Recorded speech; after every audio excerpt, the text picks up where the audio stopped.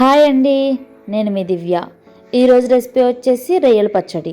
ముందుగా 1.5 kg రొయ్యలు తీసుకొని పైన పొట్టు తీసేసి నీట్గా వాష్ చేసుకుని ఒక కడాయిలో వేసుకుని బాగా వేగించుకోండి.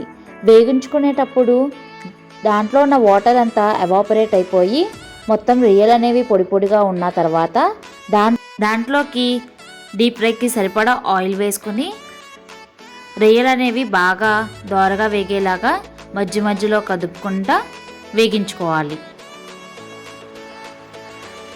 నేనైతే వేడిశనగ నూనె వేసుకున్నానండి, అందుకే ఆయిల్ అనేది పొంగుతూ ఉంటుంది.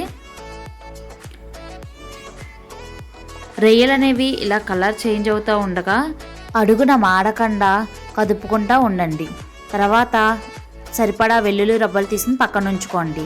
ఒక కడాయి పెట్టుకొని దాంట్లోకి ధనియాలు, దాల్చిన చెక్క, లావు మొగ్గలు, యాలక్కాయలు, అలాగే పలవా పువ్వులు వేసుకుని ఒక 5 నిమిషాలు వేగించుకోవాలి. వేగిన తర్వాత దాంట్లోకి 4 టేబుల్ స్పూన్ల వరకు జీలకర్ర కూడా వేసుకొని బాగా వేగించుకోవాలి. తర్వాత ఒక ప్లేట్ తీసుకుని మనం వేగించుకున్నవన్నీ ప్లేట్లోకి వేసి ఒక 10 నిమిషాల పాటు చల్లారనివ్వాలి. చల్లగా అయిన తర్వాత దాన్ని మిక్సీ జార్లో వేసుకుని మెత్తగా మసాలా అనేది నూరుకుని పక్కన ఉంచుకోవాలి. అలాగే వెల్లుల్లి రబ్బలు, అలాగే అల్లం సన్నగా తురుముకొని పక్కన ఉంచుకోండి. రొయ్యలు అనేవి బాగా బ్రౌన్ కలర్లోకి వచ్చిన తర్వాత స్టవ్ అనేది స్లిమ్లోకి పెట్టేసుకొని అల్లం వెల్లుల్లిపాయ పేస్ట్ని నూరుకుని మిక్సీలో దాన్ని ఒక సుద్ద వేసుకొని ఒకసారి బాగా కదుపుకోండి.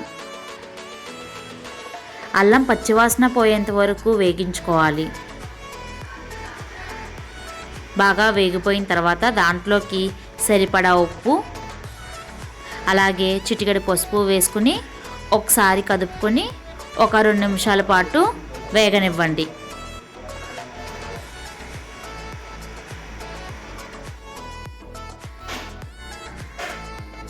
మనం ముందుగా ఆడించి పెట్టుకున్న మసాలాని సరిపడగా వేసేసి ఒక 2 నిమిషాల పాటు బాగా వేగనివ్వండి.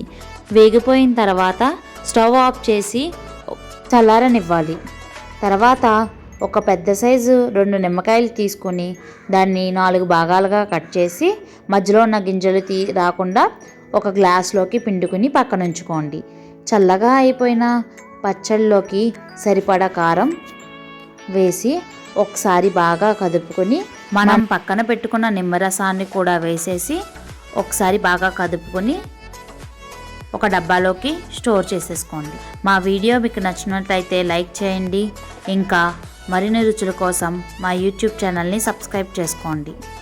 Thank you for watching.